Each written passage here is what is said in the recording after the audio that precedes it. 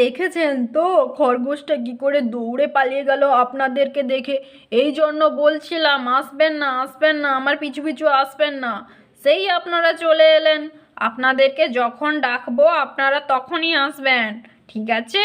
রাক্ষসীটাকে কোনো রকম ভাবে গাছের সঙ্গে বাঁধা গেছে। যাও যাও ভজ আর হরি, চটপট যাও, মশাল বানানো হলো কিনা। মশাল তো বানাতে বলে দিয়ে এসছিলাম, বানানো মনে হয় এতক্ষণে হয়ে গেছে। তাড়াতাড়ি যাও মশালটা নিয়ে আসো, রাক্ষসীটাকে আমি পুড়িয়ে মারবো এবার।